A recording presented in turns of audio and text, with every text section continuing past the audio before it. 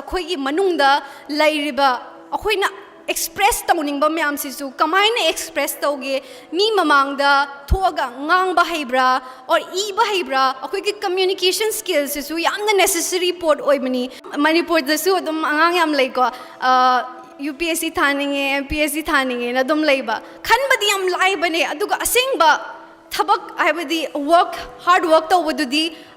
it's another thing altogether and even more is when if you actually get through aduga nang exam se pass tawre na khala aduga pass tawbai matungda thabak tawbadu aduna khwaidi luba amasu oireba so I'll share you aigi journey aina IAS ki preparation tawrpa kanda kamain tawki na kitang haijage ko mi myam na so engon da si se dum hangle adu hujik khara hayorage na khale so UPSC ki preparation se yamna waba pot natte ko like yam paba amadi change yamna vast su oy akhoi syllabus se and it's anything under the sun haibdi ai syllabus loire haibas unai laitam ne ba dum pariga dum hingat pa haibtare but I feel the best way to actually learn in anything whether in UPSC for or any exam or any sports or anything gida nangna yamna thuna learn toge haidi you need to be passionate about the subject aduga aidi yamna kya haitare aina pariba khudingi ko I take it very seriously akhoi gi environment ki matang da paba oiro or akhoi gi social transformation women empowerment gi paba oiro a lot of times aina thengnarakpa kan UPSC ki exam thani na pariba mayam se like di adum pungpa da pani ba ko adur so I sometimes wonder pariba mi mayam se asengba nangna pariba do answer khatang ina bagera natraga asengba makokta ya changbra aduga akhoi gi magi life se question tawbra na for me aigi preparation matang da I started questioning a lot of things akhoi society da tawriba mayam se akhoi yum da tawriba mayam se chumbra tatraga thaina gi chanabi ne hairaga adum akhoi na chanabi ne hairaga chumbra lanbra khangdabi da adum follow tawbra na ai yam na question tawre hujikan di mi loina ma Facebook post daga women empowerment kaina ga yam ikhatli ko ado aina aseng khangning wadi aseng women empowerment haibse kaisu natte ba akhoi gi yum sida akhoi nasamam gi loin khangoba khaloba noi yum sida lairiba sida nupi ga nupa ga gi division of labor se kamain chatkena nupi gi thabak sida khara yengdhana ubra nupa gi thabak sina yum gi mapan da khatang tawganamni na laibase ubra ba ayam badi dum uramgani na khali aigi isagi yum da su dumaina dum urai ado si se akhoi ne women empowerment haibase nupi lai thabak tomba khatang natte ba aigi office ta akhoi staff myam akhoi nupi gi staff myam se yamna office se yam na kar e ba ko ado aina hangba kanda iche noi akhoi thabak tawba hauba yadre noi na ngana karak tabni na kai gi theng na kar ino na aina ngang ba kan se da haire ba khoi di icha gi su chak thong gadamni nupa gi su chak thong gadamni khu yum su loisan gadamni kubo ki su chak thong gadamni phurit su gadamni moina haire ba ado aina khale akhoi nupi su thabak tawri ni ko mai nupa su thabak tawri ani mak thabak tawraga su yum da di nupi na loina palhalli ado akhoi women empowerment se sida saina lera di akhoi women empowerment se lakadra na khanbiu mi mayam su nui yum da aduga nui gi school da and colleges da akhoi gi division of labor se chanabra aduga akhoi asengba new generation na akhoi na socially akhoi gi leibak se chawkhalange hardi sigi se amka khanda batai aduga akhoi gi hujik chanariba myam se yaribra chumthokpa yabra na khanbiyo na aina haijani akhoi na UPSC parak padadi mi loina ideni ko nupa su nupi jo as loina ma hekta answer ga di ekta phajana akhoi social transformation adega akhoi nupi empowerment tawgadabani nupi haloi dabani nupi phubiroi dabani loina ini ba ado asengba noi asengba IAS oirakanda IPS oirakanda IRS oirakanda sigi se asengba transformation purakpa ngamgadra ba aduga noi nasagi IAS oidarsu and ambo oidarsu kaisu kaide but nasagi life to will you be able to stand up for yourself nasagi chumme lale aduga akhoi alan baje chumthokpa ngamba ngamakadra na that's the fundamental question whether nang any work of life to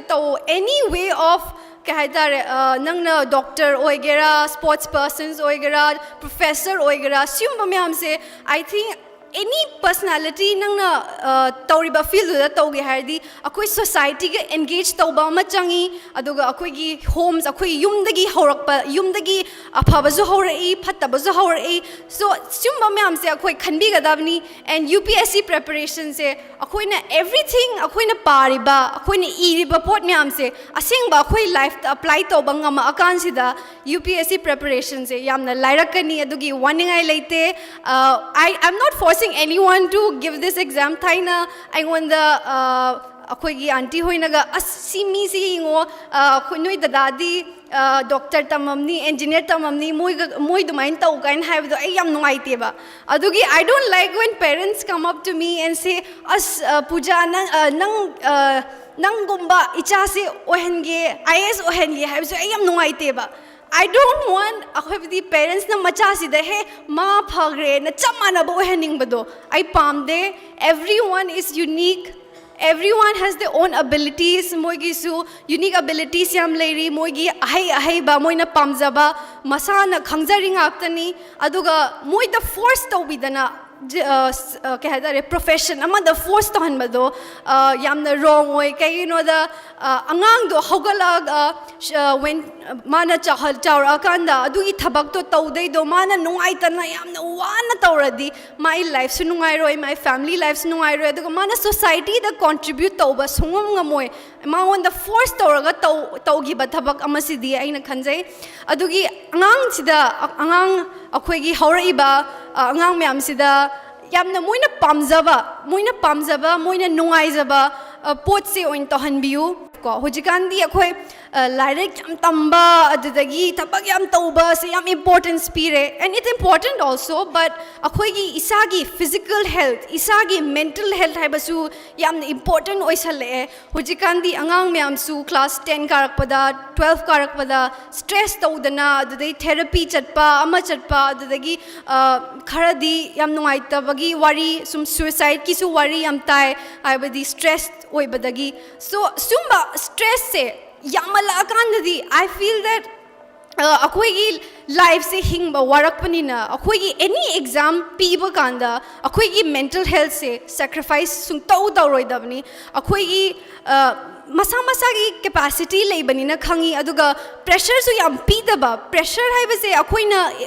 thabak tawriba potto nuaina tawradi pressure kaisu lairoi adugi mana pamdaba thabak sida hekta namdana tawbiradi pressure and stress haibadi adum soidana lairadabani adugi syumbase mayamna su akhoi balance ama pubiraknaba khanbiu na haijani akhoi gi manungda lairiba akhoi na express tawningbam myam sisu kamaina express tawge mi mamangda thoga ngangba haibra or iba haibra akhoi ki communication skills sisu yamna necessary pot oibani adugi akhoi gi life ta akhoi gi mioiba oina po abanina akhoi se pot ama dabadi akhoi loinama mi amam gi yamna haiba pot ama bodi laigani ko sports to oire doctor do oire IS oibe do oire politician oibe do oire mi loinamak amamam khwaidagi haiba ama leijarangani but mi oiba ama oina po abanina we have many interests and we can be good in multiple things ama khatang da haire na khoi life loibiganu akhoi different ways ta khoi gi surroundings ka akhoi gi environment ka kamaina interact oba yage aduma su khanbiu ai hujik IS oire na